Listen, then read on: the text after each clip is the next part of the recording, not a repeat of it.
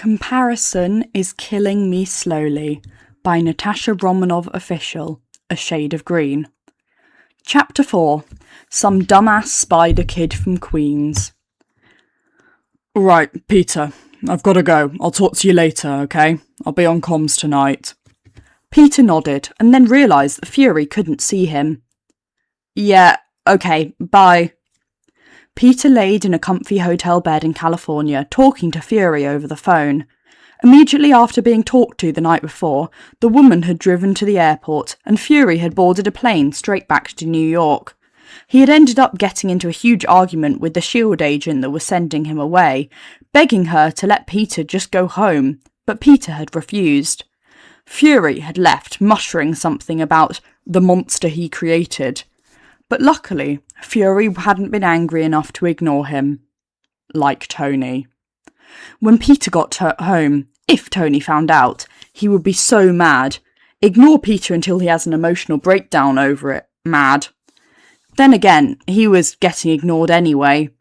But it would still be better for Tony to be ignoring him because he was mad, because that at least meant that he was thinking about Peter and wanted to calm down before talking to him again. Fury frowned at his nephew's unenthusiastic answer, but made a silent pact to fix it. All right. Bye. The agent hung up and stepped into the elevator. All the way up, Agent Fury? Friday asked. Yes, thank you. Fury would usually jolt slightly at the sudden movement upwards that only the Stark elevators could produce, but he was so deep in thought that he forgot to be surprised. How badly was his nephew really being neglected? How purposeful was it? He was going to find out. The elevator doors opened and Fury stepped out into the Avengers floor. He looked around and followed the sound of a very loud argument into the common room. He was met with the sight of all the Avengers, Pepper and Harley, standing in a circle around the table, yelling at each other. He said it was a giraffe! But we guessed that first!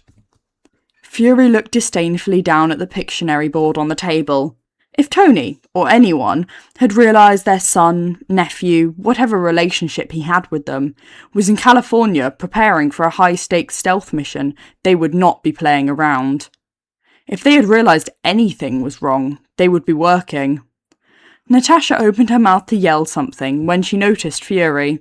Her expression changed to a smile and she slid over to stand next to him.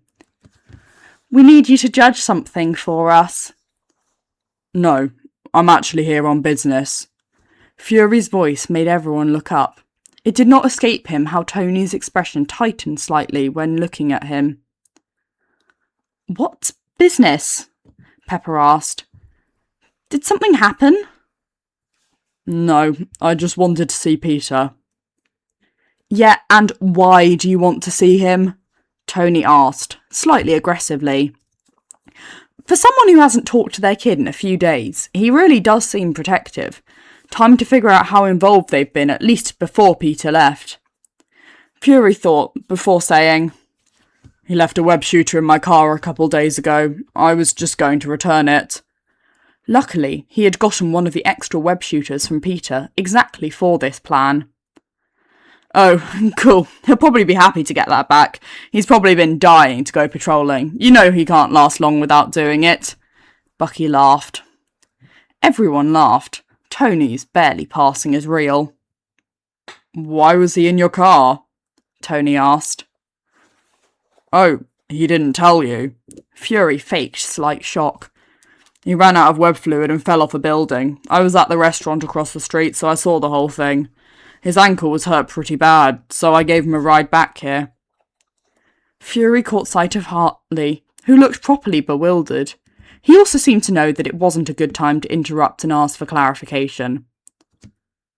He actually fell off a building? Rhodey asked.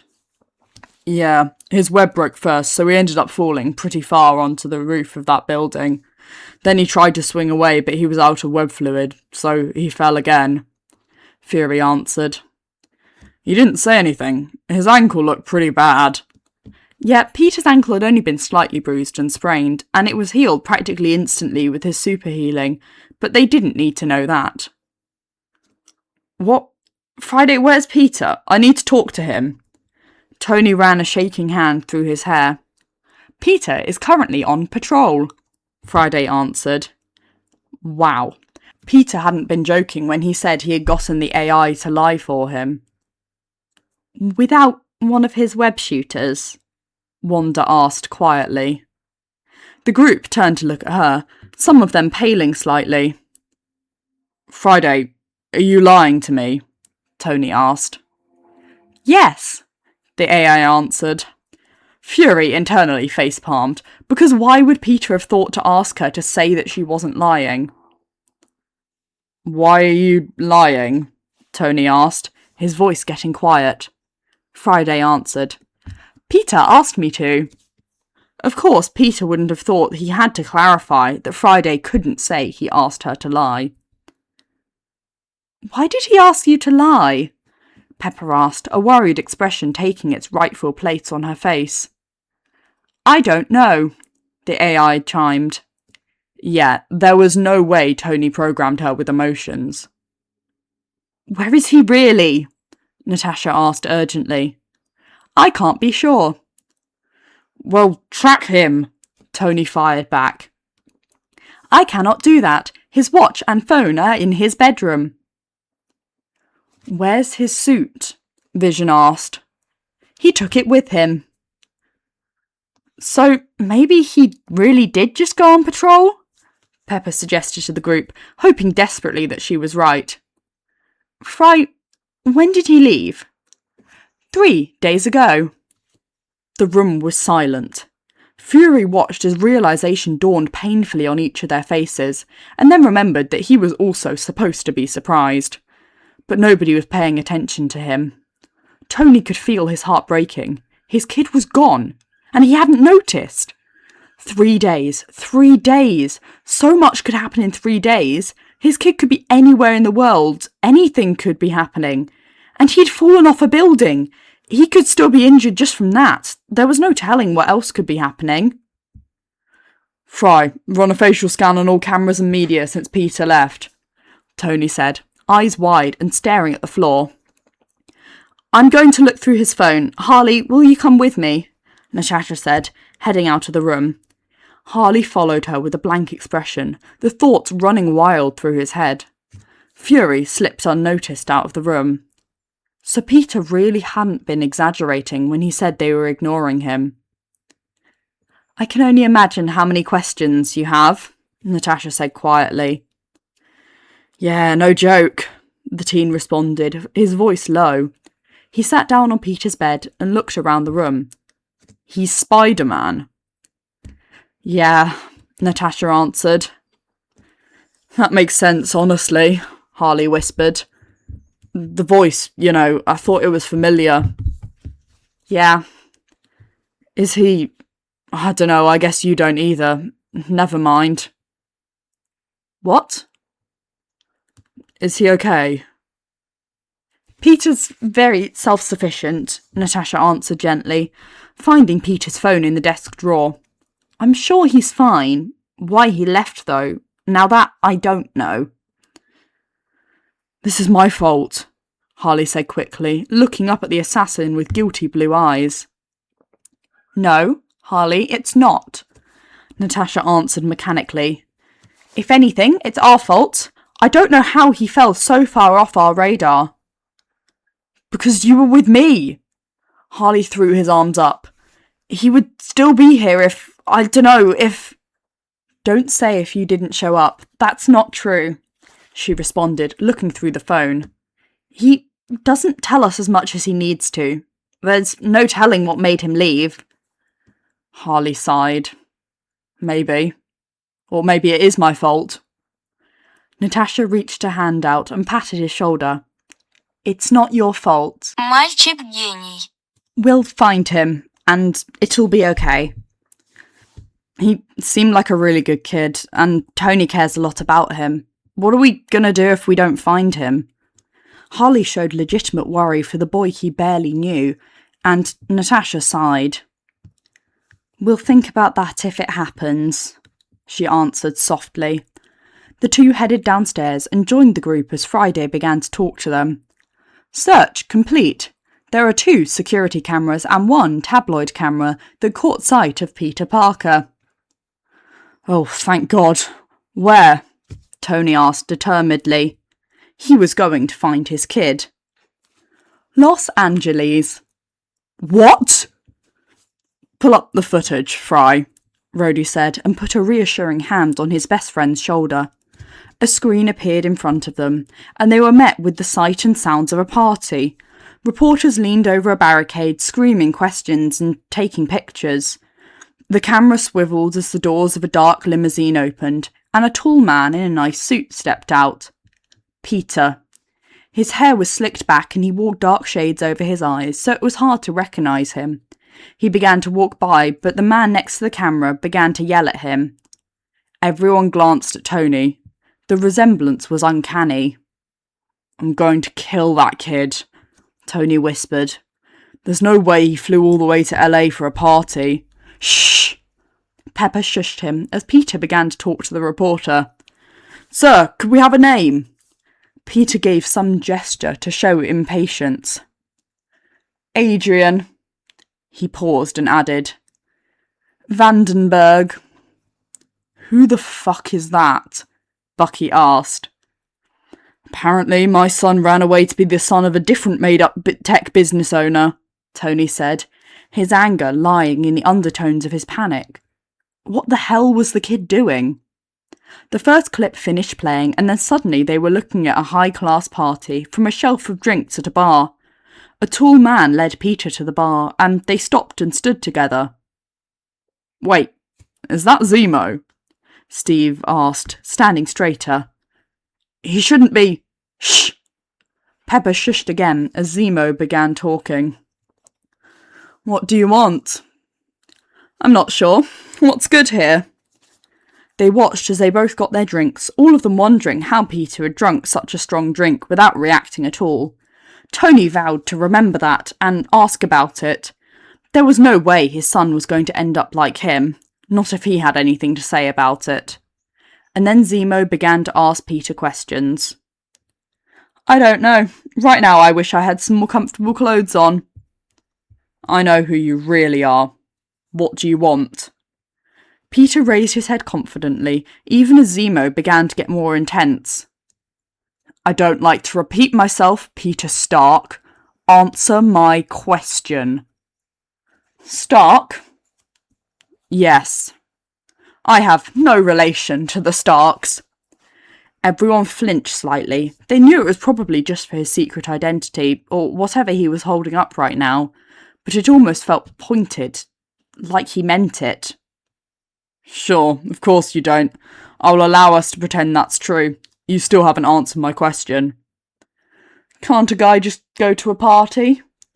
The conversation continued, back and forth, Peter deflecting and Zemo getting more furious, until finally he leaned in, eyes gleaming with hatred, and whispered into Peter's ear. What did he just say? Tony asked urgently. What the hell did he just say to my kid?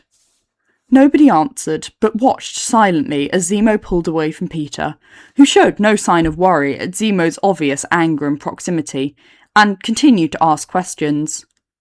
They held their breath as Peter revealed that he was a distraction to keep Zemo away from his home. He's on a mission, Pepper whispered quietly.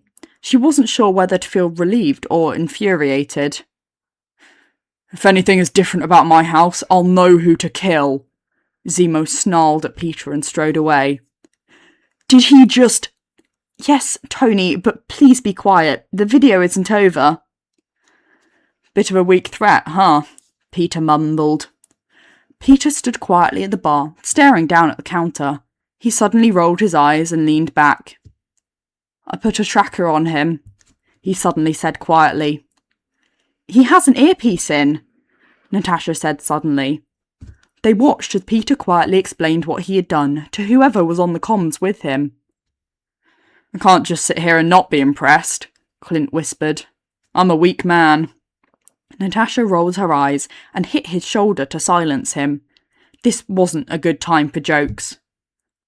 I want to know who the hell sent my kid on a mission that involves Hydra, Tony said quietly. It had been a long time since anyone had seen such blind rage in his eyes. And though nobody could see it, his brain was working double time to be able to compensate for all of his anxious thoughts, along with all of the guilty ones. There was no way this wasn't his fault. "Proceed with caution," a man's voice instructed. Peter climbed carefully up the wall and slid the vent grid away and climbed carefully inside. The grid slid quietly back into place. Peter began the long trip through the vents, following the directions he was being given. Right, left, left, left. "If I turn left again, I'll be going in a circle," Peter had said with a fake chuckle. The air in the vents was tense and quiet, and his spider sense was going into overdrive.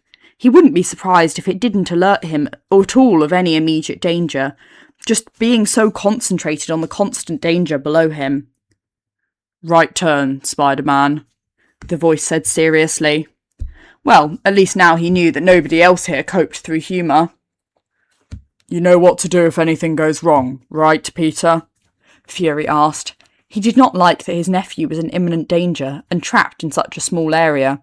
A quick escape was out of the question. "Yes," Peter murmured, looking through a grate. "You have arrived.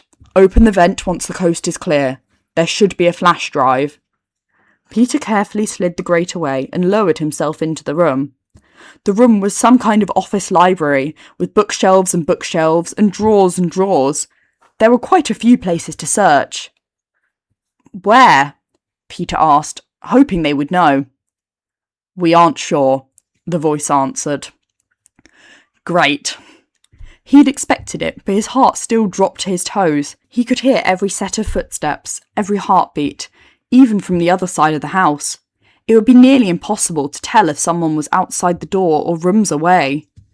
Peter began with the drawers, carefully putting everything back where it was after he was done. He scanned the bookshelves and crossed the room. A leather book caught his eyes, and he slipped it off the shelf. A black-red star was on the cover. Peter flipped it open, and a small flash drive slipped out and onto the ground. "Gotcha," Peter whispered triumphantly. This was almost too easy. Maybe that was why they had asked him to do it. He slipped the drive back into the book and jumped back into the vent, pulling the grid back into place. And he began his way back, a small smile on his face. His spider sense spiked, blinding him for a couple of seconds. "What the?" A blast rocked the room, and Peter's world went black. Spider-Man laid alone in the vents of a Hydra agent's house, his blood dripping through the holes that had been created by the explosion. A small puddle began on the floor. The constant drip, drip, drip of the hero's blood, like a reward to the Hydra agents. "Spider-Man? Spider-Man, what's your status?" Peter, please answer!" But Peter lay alone, quiet. Drip, drip, drip. Thank you for listening. I hope you enjoyed this chapter. Have a lovely rest of your day.